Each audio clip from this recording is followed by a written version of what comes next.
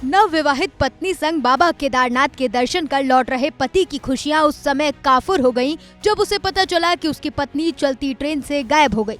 Nanda Devi express, रात का सन्नाटा और अचानक एक महिला का गायब हो जाना। 5 दिनों तक उत्तराखंड से लेकर दिल्ली तक हड़कंप मचा रहा। पुलिस पटरियां छानती रही और सीसीटीवी कैमरे सफेद हाथी सबूत हुए, लेकिन अब इस मिस्ट्री से पर्दा उठ गया है। प्रज्ञा सिंह मिल गई हैं, लेकिन उनके गायब होने की कहानी किसी फिल्मी थ्रिलर से कम नहीं।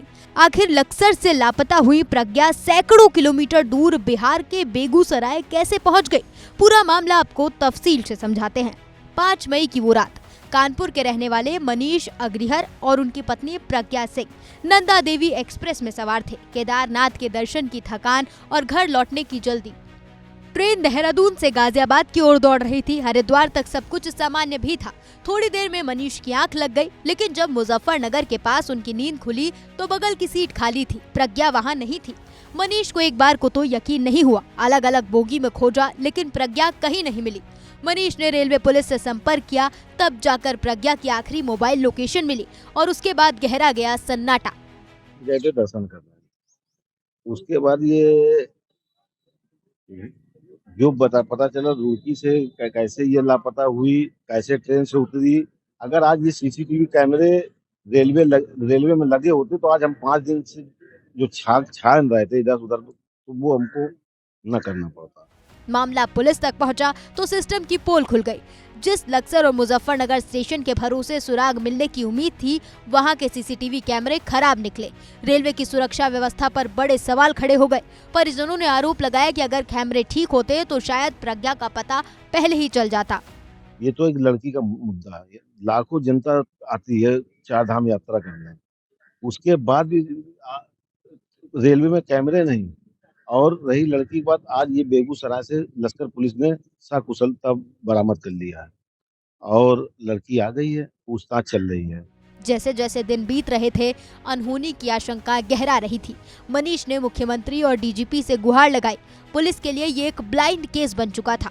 ट्रैक पर सर्च ऑपरेशन चलाया गया, लेकिन ना तो कोई चश्मदीद मिला और ना ही कोई सुराग। हालांकि उत्तराखंड पुलिस ने दूध का दूध पानी का पानी कर दिया। साफ बता दिया कि लड़की अपनी नाराजगी की वजह से ट्रेन से उतर कर गई थी।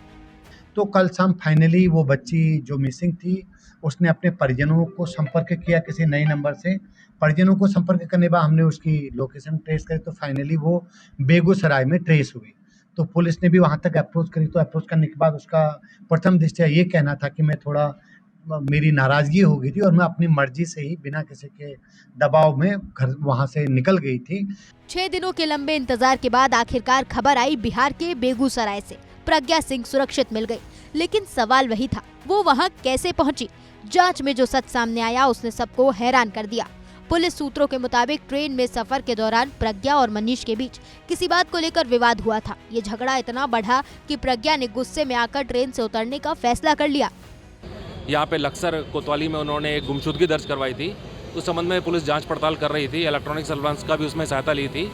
तो कल ये बेगूसराय में वो मिल गई हैं, सकुशल मिल गई हैं महिला, और अब उनके जो बयान होंगे उस संबंध में वो बयान लेने के बाद उनकी आगे विस्तृत कार्रवाई की जाएगी। बिल्कुल सकुशल हैं। कल वो मिल गई हैं, उसके पहले उनकी मदर से फ़ोन पे बात भी हो गई थी, और जैसे वो यहाँ पे आएंगी और जो वो बयान देंगी उस हिसाब से आगे कार्रवाई की जाएगी। मर्जी से गई थी, लेकिन अभी जो उनकी बयान मजिस्ट्रेट के सामने होंगे उसके ही हिसाब से आगे की तफ्तीश की जाएगी।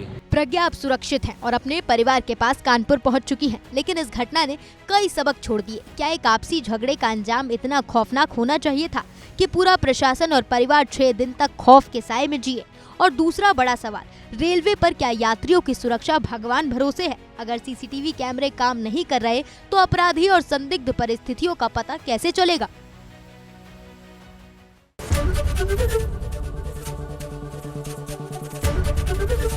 एबीपी गंगा, खबर आपकी, जुबान आपकी।